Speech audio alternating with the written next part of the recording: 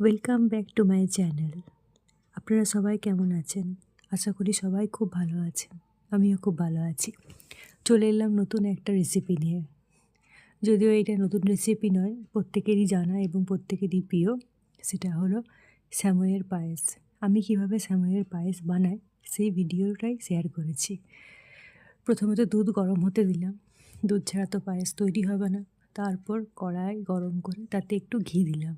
ঘি দিয়ে সেমাইগুলো দিয়ে ভালো করে নাড়াচাড়া করে নিলাম। অনেকে কাজু, পেস্তা, কিশমিশ ব্যবহার করে। আমি সেগুলো এই ক্ষেত্রে ব্যবহার করিনি। অন্য সময় করি, এই সময় করিনি। এবং চাইলে আপনি একটু কেশরও গরম দুধে ভিজিয়ে রাখতে পারেন, শেষে সেটাও দিতে পারেন, তাতে টেস্ট আরও ভালো হয়। একটু জায়গাটা আমার দুধটা পড়ে যাওয়ার জন্য মেসি হয়ে গেল, তার জন্য সরি।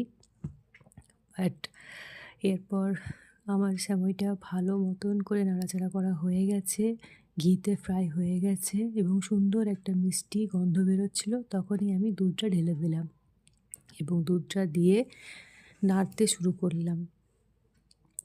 প্রথমে যখনই দুধটা দেওয়া হয় তখন সেমাইটা একটু দলা পাকিয়ে যায়। তার জন্য একটু ভালো করে নাড়িয়ে নিতে হয় যতক্ষণ না অবধি সেমাইটা একটু নরম হয় এবং এটাকে ফুটতে দিতে হয়। এর মধ্যে আপনি সাথে সাথে কেশর মেশালে আরও ভালো। কেশর বা আমুল বা কনডেন্স মিল্ক এগুলো দিলে পায়েসের টেস্টটা আরও সুন্দর হয়। কিন্তু যেহেতু এটা আমি কোনো অনুষ্ঠানের জন্য বানাচ্ছি না, বাড়িতে সিম্পল খাওয়ার জন্য বানাচ্ছি, তাই একদম সিম্পল ওয়েতেই বানাচ্ছি।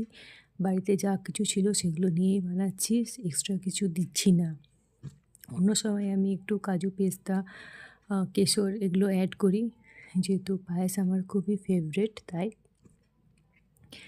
এবং এখন দেখছি পায়েসটা প্রায় হয়ে এসছে, ফুটছে। আমি এর মধ্যে এলাইচি পাউডার অ্যাড করে দিলাম।